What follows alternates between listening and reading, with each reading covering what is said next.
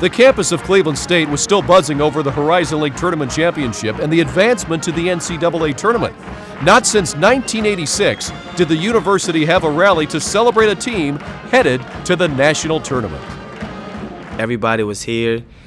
We had our band, our alumni, our fans, our family here. You know, every place we went was packed. All of the players gathered together to watch the selection show and see who they were going to be paired with. Every year I've sat at home with my buddies and watched Selection Sunday, and you know, they show when the team gets announced and the guys are jumping up and going nuts, and you know, I always thought it would be cool. Number 13 out of the Horizon League. It was amazing. I mean, that's the first time anybody's seen something like that on our team, outside the coaching staff, so that was amazing. That was an amazing feeling. And they mentioned Wake Forest, and I looked at the guys, they're all raised to their feet, and I was sitting there, my wife was sitting right next to me, and I said, whoa, because I knew we were going to play someone pretty tough. But I was excited for the moment, but I knew we had to get back to work because this was going to be a tough foe. Before they knew it, the team was headed to Miami. STO, baby.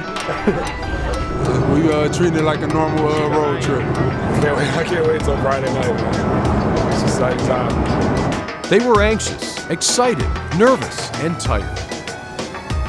They were on the road to the Final Four. A dream come true. I knew we were going to be underdogs, but I was excited, you know, like good, we get to play against one of the best. We had talked about it because we didn't want to be one of those mid-major teams that's just excited to be there, takes the free trip to the tournament, gets our little, you know, a couple days of practice, our 15 minutes of fame, and then gets our butt whooped and gets sent home.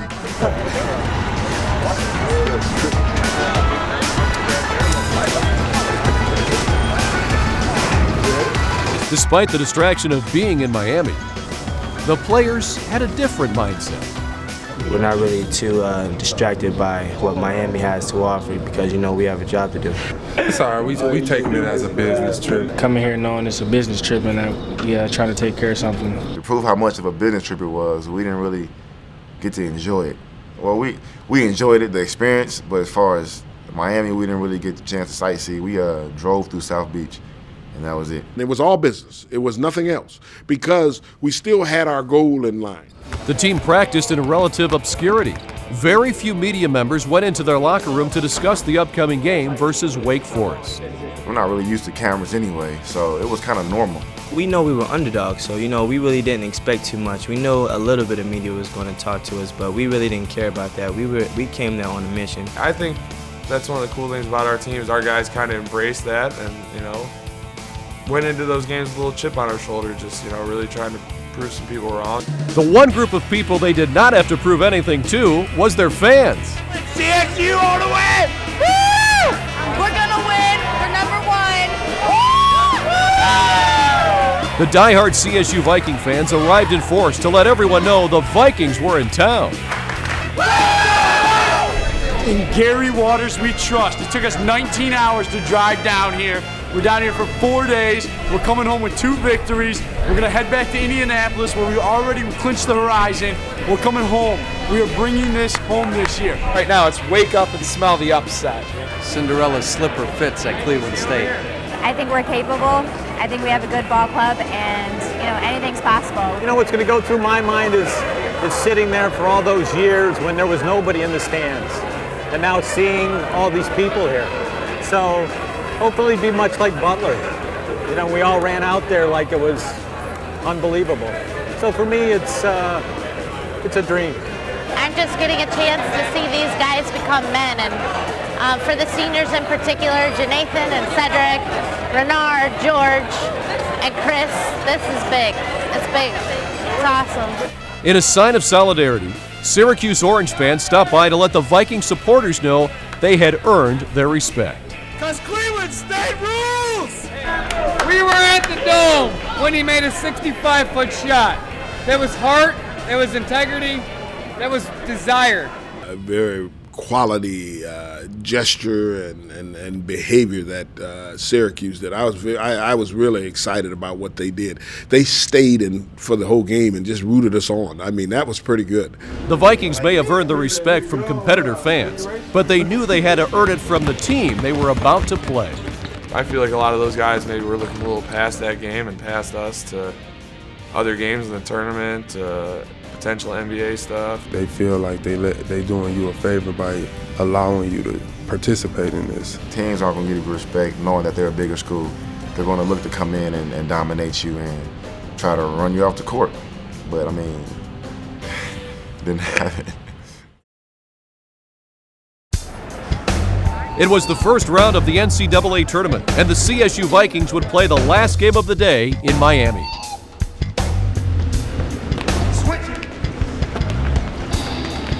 Outside their locker room, the Cleveland State University Vikings stretched and warmed up. On your feet, right forward.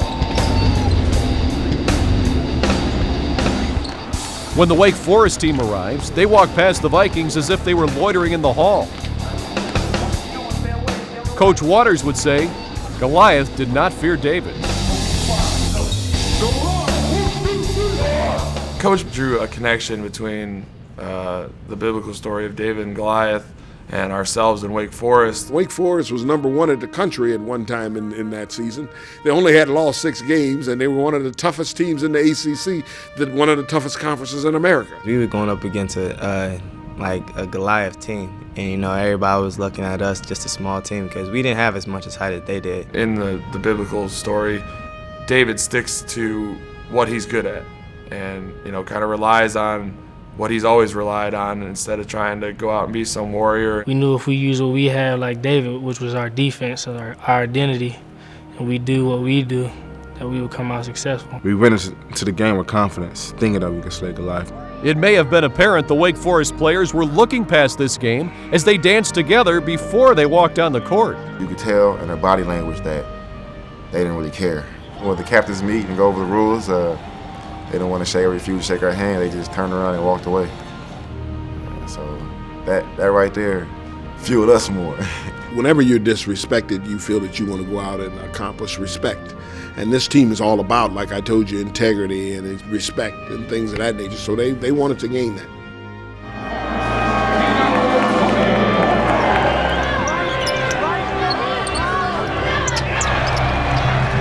And they gained it quickly by jumping out in front of Wake Forest. Vikings punch him in the mouth early. 14-4 CSU over Wake. I don't think they was ready to play. They thought that the name on their jersey was going to make us lay down. Why not? It's good. We knew we could jump on them because they didn't really know what to expect from us. So we knew if our defense, we could get a lead, and if we could sustain it, that we would give ourselves a good chance. By the time they realized that they were in for a game, it was too late, and it's just having that kind of attitude of us against the world. We said it all the time that we're all we got. Wake Forest doesn't know what hit them right now. It made them realize that we were for real. And I wasn't sure that it was going to continue that way, because I'm a believer in this, and I've always told my teams this, is that there's going to be a team that make a run to start the game, and then the other team's going to come back, and vice versa. So I told them that could happen. But it's the second hit that counts. Unafraid, Cedric Jackson took charge. Cedric comes to get the ball, and he had noticed the guy overplaying it. And I told Norris to throw it, and he was a little scared about throwing it because if he made the turnover, then Coach Waters would have been yelling at him really bad. At first, I shook my head like, no. I just told him to do it, and I'm like, yo, I'll go get it. Like, all right, I'm going to trust him. And the guy, sure enough, the guy overplayed, ball faked him, and Cedric went back door, and I put it up to the rim, and he finished it off. Fly back door, called to Jackson on the inbound, he slams it home. Cedric Jackson says, block that. How you like me now? And I hit the shot, and then, it gave our team a boost of energy, especially with our crowd. They didn't really know how athletic we were. It was like, this team is for real. They're not going anywhere. I saw that look in their eyes. We kind of brought them down, wow, they're really here. They could play with us. He put an exclamation point on it to say, hey, we're just as good, and then regardless if you're in the ACC or not. As long as we didn't do anything stupid, and we had the game, won. As long as we made free throws, didn't turn the ball over, every second, we knew it was over. I felt comfortable at maybe about 5 minutes into the second half. I said, this team can't handle us. I felt that they couldn't handle us defensively, and I felt we could turn up our defense anytime. There's going to be a game where everything is clicking. All 5 guys are playing offense. When that happens, watch out for whoever plays us. And that's what happened to Wake Forest.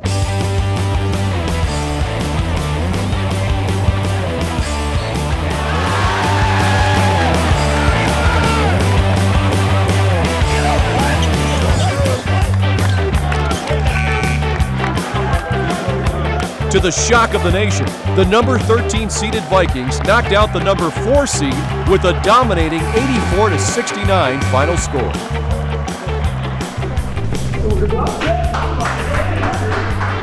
That's how we believe, y'all. We expected to win, to be honest. We went in the game, we expected to win. We weren't just happy to be there. We wanted to be in the NCAA and make noise and win games. So talk about How about you, dogs? How about you, dogs? Journey begins, fellas. One more close. Good job. Everybody came in and contributed. That's what we do. Everybody got to do something. Good job. We went to work. You set that boy down. He didn't score another point. Good job. I think that this was a good example of maybe a less talented team just coming in more prepared, more willing to work hard, and knocking off a team that's supposed to be an elite program in the country. We celebrated a little bit, but not over-eagerly celebrated because, we knew we were on a mission and we had another tough team to play. It didn't take long before the team's focus was on their next opponent, Arizona. On the bus to the hotel, Coach Waters and the assistant coaches contemplate how to play against Arizona's toughest players. See, you double with George. Yeah. You understand? You got and Norris on Weiss. The team arrives at their hotel after midnight, and waiting for them, a welcome they will never forget. Cleveland State's here. That we're now a program to beat, no longer just to be laughed at.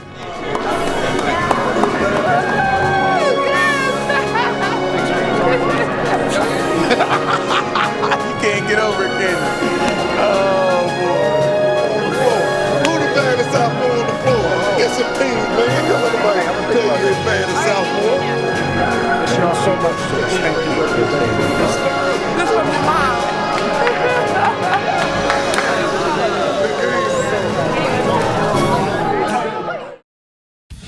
Before the Wake Forest game, only one reporter entered the CSU locker room. After their victory against Wake, the team became the media darling. If you give me the opportunity, I'm gonna make you a better basketball player and a better person. But you got to work with me on that. We're not going to jump and holler around like we won a championship because we have a goal and we're on to the next game. I take pride in guarding the best player. Our program is predicated on defense. And, really, through my career, I always had to check the other team's best player. Yeah, he jumped up and I said, hold it, Norris. He said, no, Coach, I got teeth. I love to be in the gym every day, every minute. They don't get up tight. They just go out and play. So that's why they don't feel they're Cinderella. One of the great things with our team is we're a really tight-knit group. This is a family, and all the guys in here do a great job of leaving those things in between the lines. But when it comes true, to me, I call that profit. So that would be a story that I would say about Gary Waters. Can I use that? That's a good No. I can get that. Hey, man, I want to keep my job. Man. Seniors Chris Moore and George Tandy enjoyed their moment in the spotlight by having fun with each other and their teammates. We're in the locker room, and there's 50 cameras and 100 media people, and me and George were messing around, playing jokes on people and trying to get people to laugh on camera and just keep the mood light. We actually tried to ease the mood, as Chris mentioned, telling jokes, maybe making funny faces behind each other, just trying to ease the mood and get everyone to relax a little bit and just enjoy it. This guy right here, total clown. He's a total clown. Prankster. That type of situation is something that you only experience once, and it's something that we're going to remember for a lifetime. And I just felt like if we're going to remember this for a lifetime, why not remember it having a little fun? They may have enjoyed it too much. I thought we lost our focus for about a day.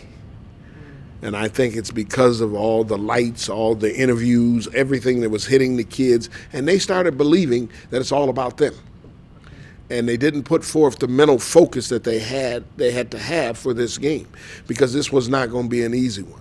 The team regrouped on the practice floor as Coach Waters implemented his strategy. Get into that kind of game, you will get with the same thing will occur to us. We got to start taking it at them. Here we go. The strategy was not to shoot as many threes, because we had just seen Utah lose to them doing that. And so I told our guys that if we get caught up in a three ball game, this game is over, because they have enough big guys inside and they have enough offense that we could have some problems. Game day arrives and the team is confident. Each member of the team reflects upon the moment. They focus upon the tasks at hand as they prepare to take center stage. For some of the members of the team, this may be their last basketball game as a CSU Viking.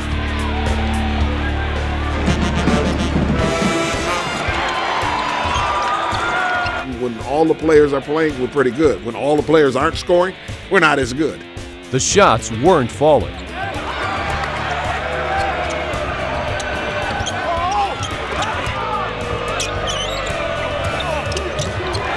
We got caught up in it. We went 3 for 23 in that game. So the three-pointer was right there. Now, if anything I would do, I'd put more emphasis on taking the ball to the basket.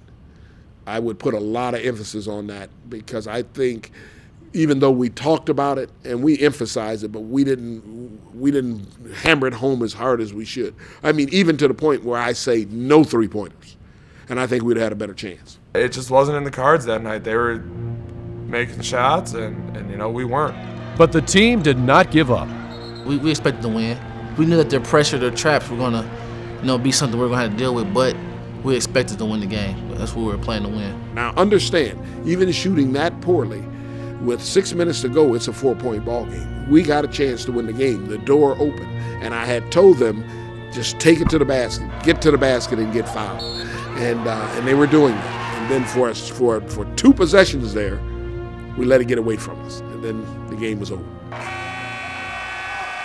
With the final score 71-57, the Vikings' run to the Final Four may have ended, but their trip to Miami created a legacy no one will forget. I hope this team's remembered for the things that we've done and the effort and the hard work that we've put in, and I hope we're remembered as a group that started something here at Cleveland State.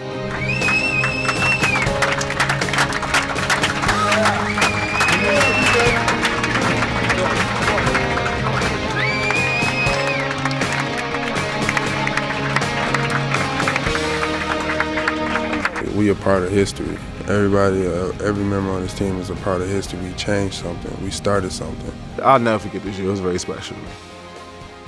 Just because all that I've been through.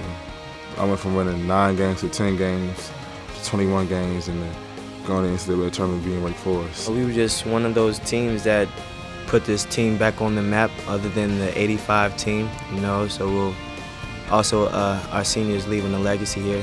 Hopefully the guys that they bring in here will fulfill that and take it to another level.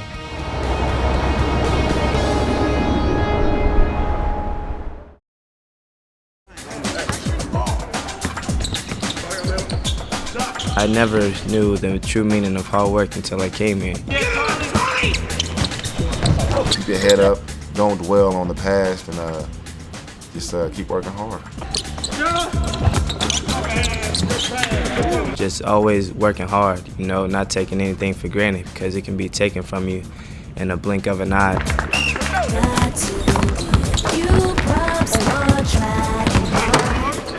There's always times I wanted to take a day off or try to take a day off in practice too, and he was always jumping on me and everything like that. Why are you so in emotion to throw it across court for somebody to steal?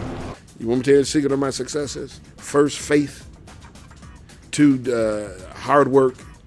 And then 3rd, discipline. His work ethic is just amazing, because he just always pushed us every single day. And we try to look at him and try to see if there's a little glitch in his chain, try to see if he'll let us off the hook. But yeah, he never lets us off the hook. And we took that from off the court and on the court, that he keeps it going 100. Shot! Good job, great, good job, great. Well, Trey, what you're doing is sending me a message. How many minutes you can play tomorrow? If you go out there and work as hard as you can work with discipline, because see, you can do it all wild and not get anything out of it. But with discipline, you can have all the success you want in life.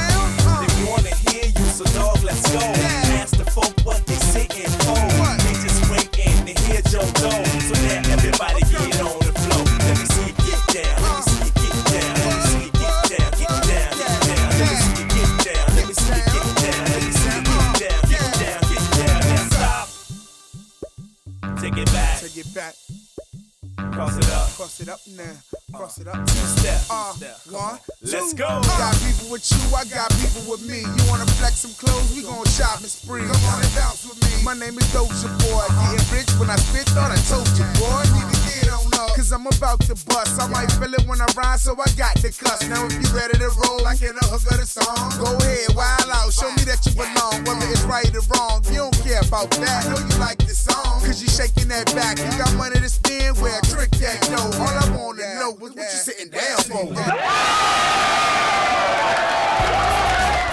It was a magical experience. I'm blessed to just even be a part of that because most people can't say they have done that. I'm real happy with the season. I'm actually ecstatic about the season, even though that we ain't get to the we lost to Arizona, but I'm still very, very appreciative and happy about what happened this season. People said it was a cursed program and that it's a career-ending spot to be at, and but we show Coach Waters had belief and a vision in this program, and we had a higher source of power, and it was just magical to see it all come together because it was like, okay, that's the big picture. Next year, you know, I've never been accustomed to losing throughout my life, and neither as coach, and he wants to get better every year, so that's what we plan on doing. You know, we've made it, we've established ourselves as a program. Now we have to live up to our standard of being and continuing to be a winner. And hard work, that's what our team was about, hard work. And that if we continue to work hard, good things will happen. CSU basketball players about take care of our responsibilities on and off the court. Is know that he's going to grow as a person. He's not going to lead his program not loved. He's not going to lead his program not prepared for life. He's not going to lead his program without knowing that he can succeed in whatever he does. I'm really excited for their futures and what this means to them as they move forward. And I'm also excited for our young guys, and now they know what it takes to take the next step. But for our university, it's meant everything. I'm just a tool in this process. It's more so the players, that there's something they can remember for the rest of their lives, that they were a part of history. I wish I'd have brought my gold book so you could have seen it, and at the bottom of that it says to be remembered in history. And it came true. We're in fifth. We are to remembered in history.